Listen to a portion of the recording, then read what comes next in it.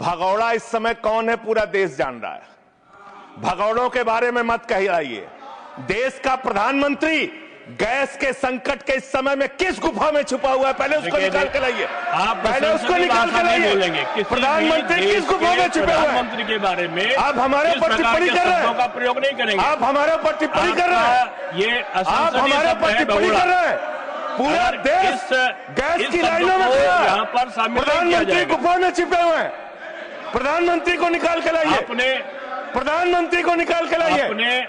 मुद्दों पे बात नहीं करेंगे। इस्तेमाल किया है, ये शब्द ठीक नहीं है। उत्तर देने की बारी आई तो विपक्ष भाग गया था, इसलिए मैं निवेदन कर रहा हूं कि रहना जरूर, एक एक चीज का जवाब दूंगा, एक एक चीज का। आप क्यों इजराइल की चमचागिरी में खड़े हो गए, जिसके कारण से हिंदुस्तान को आज गैस का संकट भुगतना पड़ रहा है। पूरा देश लाइन में खड़ा है, गांव लाइन में खड़ा है, शहर लाइन में खड़ा है, एक एक इलाका लाइन में खड़ा है। आपने वहां की भयावह परिस्थितियों को देखा था, बावजूद इसके 1600 करोड़ रुपए की मदद आपने घोषित की थी। 16 पैसे आपने पंजाब को नहीं दिए। दोस्तों, लोकसभा के साथ साथ राज्यसभा के अंदर भी भारी हंगामा देखने को मिल रहा है। राज्यसभा के अंदर आम आदमी पार्टी के सांसद संजय सिंह ने मोदी जी के चहीते नेता शिवराज सिंह चौहान को जिस तरीके से सदन के अंदर घेरने का काम किया है, शायद आज तक किसी नेता ने इस तरीके से घेरा होगा। जी हां, किस तरीके से ट्रेड डील को लेकर के, जो यूपी के अंदर भ्रष्टाचार है उसको लेकर के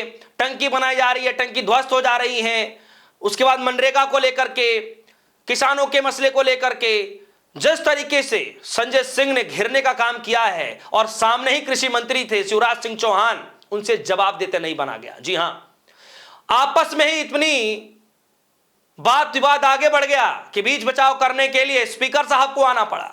तो देखिए ये वीडियो और उसके बाद आप अंदाजा लगाइए कि क्या सच में संजय सिंह ने सही कहा या गलत कहा। जरा देखिए। जो तमाम और स्कीम शुरू की और उसकी हकीकत क्या है, कितना बजट निर्धारित किया, कितना खर्च किया।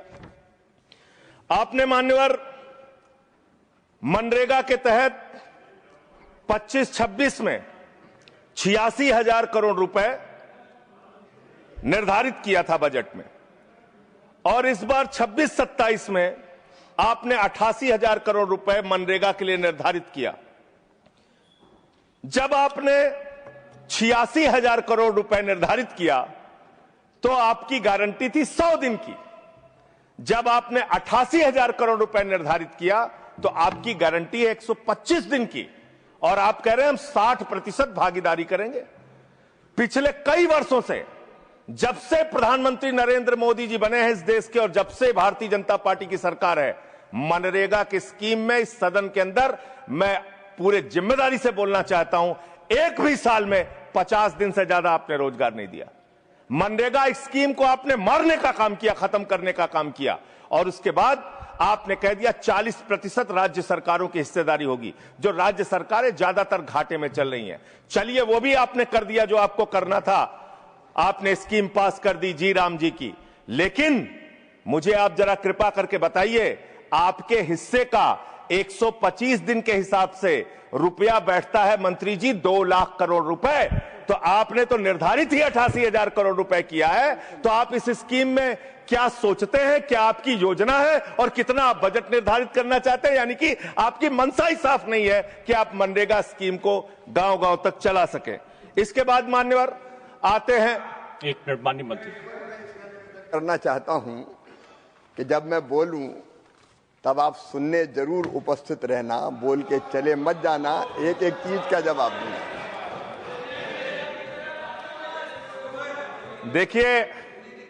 देखिए मान्यवर, भगौड़ा इस समय कौन है पूरा देश जान रहा है। भगौड़ों के बारे में मत कहिए। देश का प्रधानमंत्री गैस के संकट के इस समय में किस गुफा में छुपा हुआ है, पहले उसको निकाल के लाइए। तो सुना आपने, संजय सिंह ये कह रहे हैं कि क्राइसिस है देश के अंदर। अब हालांकि वो बात अलग है कि प्रधानमंत्री मोदी जी मीटिंग कर रहे हैं, सब कुछ कह रहे हैं कि अफवाहों से दूर रहें। क्या सच्चाई है लोगों के बीचों में वो जनता खुद बताएगी, लेकिन फिलहाल अभी तक हमारे यहां ऐसी वो चीजें नहीं आ पा रही है कि किल्लत हो रही है इस तरीके से, लेकिन जहां जहां पर हो रही है लोग खुद अपने आप बताएंगे। तो संजय सिंह ने कहा कि इतना सब कुछ हो रहा है, लेकिन देश के प्रधानमंत्री मोदी जी तो सदन में ही नहीं आ रहे हैं। कहां हैं? भगोड़ा इस तरीके से शब्दों का इस्तेमाल करते हैं। कहां गुफे में छुपे हुए हैं? देश के प्रधानमंत्री मोदी जी को गुफा से बाहर आना चाहिए। जब ये सब कुछ कह रहे थे तब शिवराज सिंह चौहान खड़े होते हैं और कहते हैं कि जब वीवी राम जी बिल पास हो रहा था तो हमने देखा किस तरीके से विपक्ष के लोग सांसद भागते हुए नजर आए। तो आज जब आप कह रहे हैं तो बिना सुने जाइएगा नहीं।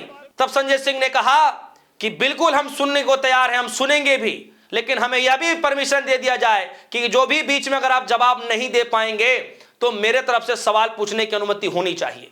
आप पहले उसको निकाल कर नहीं लाइए। बोलेंगे प्रधानमंत्री किस गुफा में छुपे हुए हैं? प्रधानमंत्री के बारे में आप हमारे इस ऊपर प्रकार टिप्पणी के कर रहे हैं। शब्दों का प्रयोग नहीं करेंगे। आप हमारे ऊपर टिप्पणी कर रहे हैं। ये आप असंसदीय हमारे शब्द ऊपर है, टिप्पणी बहुड़ा। कर रहे हैं। पूरा अगर देश गैस इस की शब्द लाइनों में को खड़ा है। यहाँ पर शामिल नहीं किया प्रधानमंत्री जाएगा। गुफा में छिपे हुए हैं। प्रधानमंत्री को निकाल के लाइए। आपने प्रधानमंत्री को निकाल के लाइए।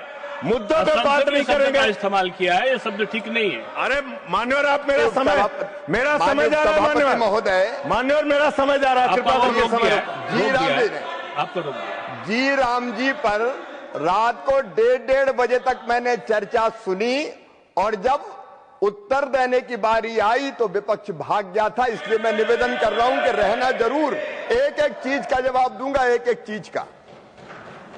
दूसरी चीज है जो भगोड़ा शब्द है उसको उसमें शामिल नहीं करेंगे। जी मान्यवर, बात करते हैं ग्रामीण विकास की। आप बात कर रहे हैं उज्ज्वला स्कीम के तहत 8 से 10 करोड़ सिलेंडर गांव में आपने बांटे हैं और 10 से 11 करोड़ सिलेंडर के कनेक्शन लोगों ने अपने आप से लिए हैं। 21 करोड़ सिलेंडर के कनेक्शन गांवों में हैं। मैं आपके माध्यम से इस सरकार से पूछना चाहता हूं, मध्य एशिया के अंदर जो युद्ध चल रहा है इजराइल और अमेरिका और ईरान के बीच में, आप क्यों इजराइल की चमचागिरी में खड़े हो गए, जिसके कारण से हिंदुस्तान को आज गैस का संकट भुगतना पड़ रहा है। पूरा देश लाइन में खड़ा है, गांव लाइन में खड़ा है, शहर लाइन में खड़ा है, एक एक इलाका लाइन में खड़ा है। होटल बंद हो रहे हैं मान्यवर। मोरवी के अंदर गुजरात में टाइल्स की फैक्ट्रियां बंद हो रही है मान्यवर। आपने क्या हालत की है? आप राज्यों के साथ न्याय नहीं करते, आप ग्रामीण व्यवस्था के साथ न्याय नहीं करते। आपने बनारस के अंदर 4200 एकड़ जमीन वहां के किसानों की जबरन कब्जा की। 2013 का जो अधिकरण का नियम है वो नियम आपने लागू नहीं किया। वहां लाठियों से किसानों को पीट के प्रधानमंत्री के संसदीय क्षेत्र में जमीनें कब्जा करने का काम आपने किया। जो पंजाब पूरे देश का पीडीएस सिस्टम चलाता है, 50% भागीदारी पंजाब के किसानों की होती है। आपने पंजाब के रूरल डेवलपमेंट का 8000 करोड़ रुपए मार के बैठे हुए। आप बताइए क्यों आपने पंजाब का हिस्सा नहीं दिया? क्यों आप वहां के साथ सौतेला व्यवहार कर रहे हैं? बताइए इस देश को और पंजाब के लोगों को। वहां पर बाढ़ आई, आप भी गए थे मंत्री जी वहां पे दुख जताने के लिए। आपने वहां की भयावह परिस्थितियों को देखा था। बावजूद इसके 1600 करोड़ रुपए की मदद आपने घोषित की थी। 16 पैसे आपने पंजाब को नहीं दिए। 16 पैसे। यह आपकी दुर्भावनापूर्ण नीति है जो राज्यों को भुगतनी पड़ रही है, जो देश को भुगतनी पड़ रही है। और ग्रामीण विकास के नाम पर आपने इस देश के गांव में रहने वाली जनता को लगातार धोखा देने का काम किया है,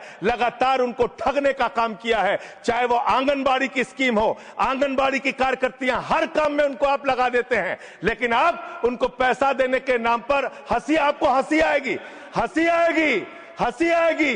आंगनबाड़ी की योजना गांव में ही चलती है, गांव में ही चलती है, हंसी आएगी आपको। मान्यवर, मैं अंत में एक ही बात कहना चाहता हूं। मंत्री जी ने कहा भागिएगा नहीं, मैं बिल्कुल बैठ के आपकी एक एक बात को सुनूंगा। मंत्री जी, ध्यान से सुनूंगा। जितनी बात मैंने कही है उसका पूरा जवाब दीजिएगा, और अगर आप जवाब नहीं दे पाएंगे तो मुझे भी उस वक्त बोलने का अवसर दीजिएगा। आप ही अकेले बोलने का अधिकार रखते हैं, ऐसा नहीं होना चाहिए। और दूसरी बात मान्यवर, दूसरी बात, इस समय भगौड़ा कौन है, ट्रंप की गुलामी कौन कर रहा है, पूरा देश देख रहा है। माननीय जो भी इस चर्चा के दौरान जो भी सदस्य, तो दोस्तों सुना आपने, प्रधानमंत्री मोदी जी सदन के अंदर नहीं आ पा रहे, नहीं राज्यसभा के अंदर, नहीं लोकसभा के अंदर। बार बार ऐसे शब्दों का जिक्र किया जा रहा है और आज तो सदन के परिसर के बाहर भारी विरोध हो गया। राहुल गांधी समेत तमाम 100-150 सांसदों ने मोर्चे खोल दिए कि प्रधानमंत्री जी सदन में आइए। और सदन के अंदर की बात ऐसी है कि अब लोकसभा स्पीकर ओम बिरला साहब आ चुके हैं अपनी सीट पर, बैठ चुके हैं, विराजमान हो चुके हैं, लेकिन आज सुबह से 2 बार लोकसभा की कार्रवाई को स्थगित कर चुके हैं। अब देखना काफी दिलचस्प होगा कि राहुल गांधी सदन के अंदर उनको फिर से बोलने का मौका मिलेगा या नहीं मिलेगा, यह तो आने वाले वक्त पर तय होता है। लेकिन राज्यसभा के अंदर जो बात संजय सिंह ने कही, उनके पूरे भाषण को सुन करके आप 10 में से कितना नंबर देंगे, यह आप जरूर बताइएगा। आपको भाषण कैसा लगा यह भी बताइएगा। उन्होंने मुद्दा सही उठाया नहीं उठाया यह भी आप बताइएगा। फिलहाल के लिए दीजिए इजाजत। देखते रहिए न्यूज़। धन्यवाद।